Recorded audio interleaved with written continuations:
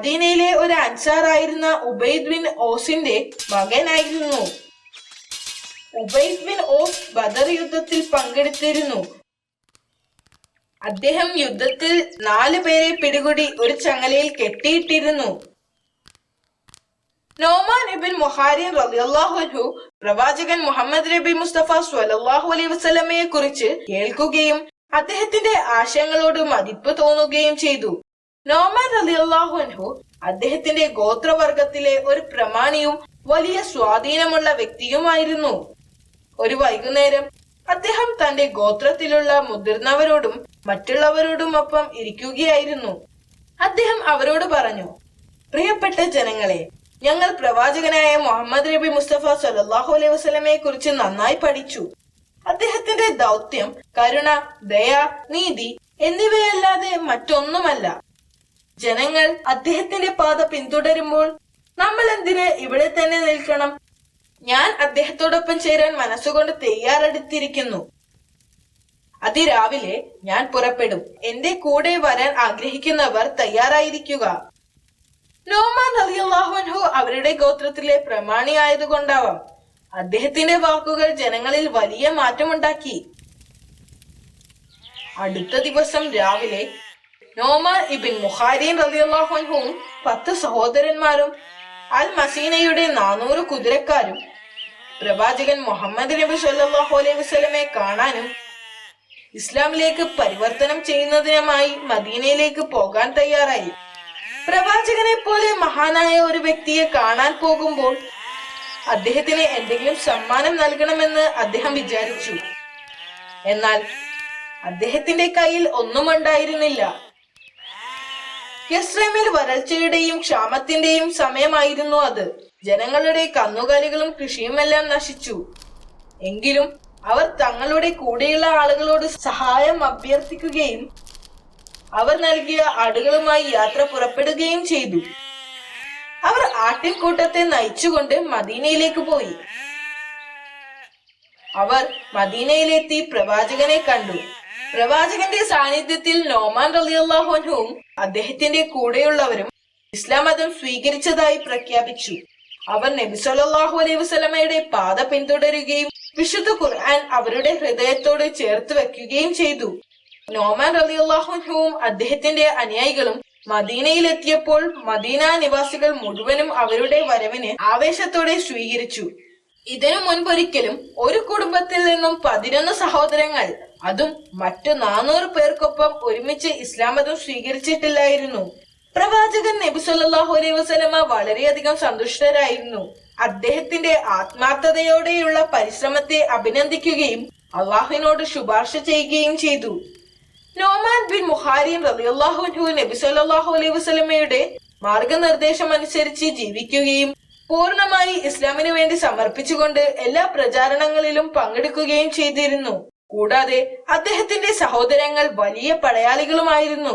ഹദ്സിയ യുദ്ധത്തിനു മുൻപ് ഇസ്ലാമിക ഭരണകൂടം ഇറാനെ ഇസ്ലാമിലേക്ക് ക്ഷണിച്ചുകൊണ്ട് ഒരു പ്രതിനിധി സംഘത്തെ ഇറാനിലേക്ക് അയക്കാൻ തീരുമാനിച്ചു. ഇസ്ലാമിക ഭരണകൂടത്തിന്റെ മുഖ്യ വക്താവായി നോമാൻ റളിയല്ലാഹു അൻഹുവിനെ തിരഞ്ഞെടുത്തു. അവർ അവിടെ എത്തി ചക്രവർത്തിയെ കണ്ടു. അവർ കൊട്ടാരത്തിൽ എത്തിയപ്പോൾ നോമാൻ ബിൻ മുഹാരിൻ റളിയല്ലാഹു അൻഹു ചക്രവർത്തിയോട് അള്ളാഹുവിനോട് കീഴടങ്ങാൻ ആവശ്യപ്പെട്ടു.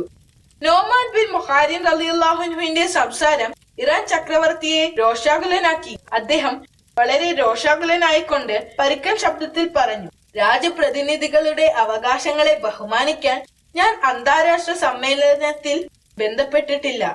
തുടർന്ന് അദ്ദേഹം ഇറാനിയൻ സുൽത്താനേറ്റിന്റെ അതിർത്തിയിൽ നിന്നും പ്രതിനിധി സംഘത്തെ പുറത്താക്കാൻ ആവശ്യപ്പെട്ടു. എന്നിട്ട് അവരുടെ കഴുത്തിൽ മണ്ണ് നിറച്ച ഒരു ബാഗ് കെട്ടിത്തൂക്കിയിട്ടു. യുദ്ധത്തിനെതിരായി ചക്രവർത്തി താക്കീത് ചെയ്തുകൊണ്ട് പറഞ്ഞു, യുദ്ധത്തെക്കുറിച്ച് ചിന്തിച്ചാൽ ഖദസിയയുടെ കിടങ്ങിൽ അവരെയും അവരുടെ നേതാവിനെയും കുഴിച്ചു മൂടുമെന്ന്. അവർ മണ്ണ് നിറച്ച ബാഗും എടുത്ത് സേനാധിപതി സാദ് ബിൻ അബി വഖ്സിന്റെ അടുത്ത് ചെന്നുകൊണ്ട് പറഞ്ഞു, വിജയത്തിനുള്ള ഞങ്ങളുടെ അഭിനന്ദനങ്ങൾ സ്വീകരിക്കുക.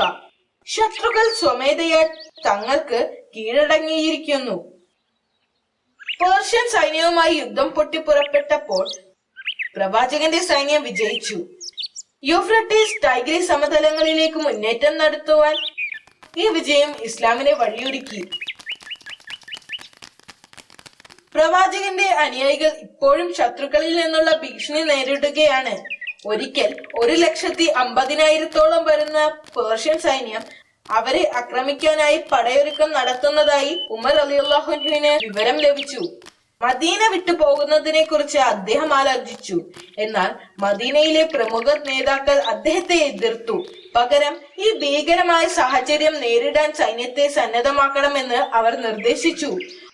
ഉമർ റളിയല്ലാഹു അൻഹു നൊമാൻ ബിൻ മുഹാരിൻ റളിയല്ലാഹു അൻഹുവിനെ നബി സല്ലല്ലാഹു അലൈഹി വസല്ലമയുടെ സൈന്യത്തിന്റെ നേതാവായി നിയമിച്ചു. യുദ്ധത്തിനിടയിൽ പിന്തുടരേണ്ട തന്ത്രങ്ങളെ കുറിച്ച് അദ്ദേഹം തന്റെ സൈന്യത്തിന് നിർദ്ദേശങ്ങൾ നൽകി. ഈ പോരാട്ടത്തിൽ വിജയിക്കുമെന്ന് അവർക്ക് ഉറപ്പുണ്ടായിരുന്നു. യുദ്ധത്തിനു മുൻപ് അവർ ഒന്നിച്ചുകൂടി പ്രാർത്ഥിച്ചു.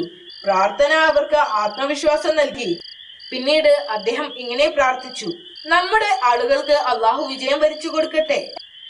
യുദ്ധത്തിൽ മുസ്ലിം ശക്തികൾ വിജയം നേടി. പേർഷ്യക്കാർക്ക് ഒരിക്കലും അവരുടെ സാമ്രാജ്യം വീണ്ടെടുക്കാൻ കഴിഞ്ഞില്ല. ഇസ്ലാമിക ചരിത്രകാരന്മാർ ഈ വിജയത്തെ വിജയികളുടെ വിജയം എന്ന് വിളിച്ചിട്ടുണ്ട്. ഈ വിജയത്തിൽ അഭിനന്ദിക്കാൻ വേണ്ടി എല്ലാവരും നൊമാൻ ബിൻ മുഹാരിൻ റളിയല്ലാഹു അൻഹുവിനെ അന്വേഷിക്കുകയായിരുന്നു. നിർഭാഗ്യവശാൽ നൊമാൻ ബിൻ റളിയല്ലാഹു അൻഹു യുദ്ധത്തിൽ മരണപ്പെട്ടിരുന്നു. അദ്ദേഹത്തിന്റെ സഹോദരൻ വളരെ വിഷമത്തോടുകൂടി അദ്ദേഹത്തിന്റെ മരണം ഉറപ്പാക്കുകയും ഒരു വെളുത്ത തുണി ഉപയോഗിച്ച് അദ്ദേഹത്തിന്റെ ശരീരം മൂടുകയും ചെയ്തു. നിഹാവന്ത് യുദ്ധത്തിന് 2ാം ഘട്ടത്തിലായിരുന്നു അദ്ദേഹം ഷഹീദായത്. 641 അത്. ജനങ്ങൾ അവരുടെ നേതാവായ നൊമാൻ ബിൻ മുഹാരിൻ റളിയല്ലാഹു അൻഹുവിനെ തിരഞ്ഞുകൊണ്ടിരിക്കുകയായിരുന്നു. അദ്ദേഹത്തിന്റെ സഹോദരൻ നൊമാൻ റളിയല്ലാഹു അൻഹുവിനെ മൂടിയ തുണി മാറ്റി അദ്ദേഹത്തിന്റെ ശരീരം അവർക്ക് കാണിച്ചു കൊടുത്തു. അദ്ദേഹം തന്റെ ആളുകൾക്ക് വിജയം നേടിക്കൊടുത്തുകൊണ്ടാണ് ഷഹീദായത്. തന്റെ കൂടെയുള്ള മുസ്ലിങ്ങൾക്കായി അദ്ദേഹം ധാരാളം സംഭാവനകൾ നൽകാറുണ്ടായിരുന്നു. ഇസ്ലാമിന്റെ സമൃദ്ധിക്ക് വേണ്ടി അദ്ദേഹം തന്റെ ജീവിതം നൽകുകയും ചെയ്തു. ആളുകൾക്ക് അദ്ദേഹത്തിന്റെ മരണം വിശ്വസിക്കാൻ പ്രയാസമുണ്ടായിരുന്നു. നൊമാൻ ഇബ്നു മുഹാരിൻ റളിയല്ലാഹു അൻഹുവിന്റെ മരണവാർത്ത കേട്ട് ഉമർ റളിയല്ലാഹു അൻഹു തലയിൽ കൈവച്ചുകൊണ്ട് കരയാൻ തുടങ്ങി.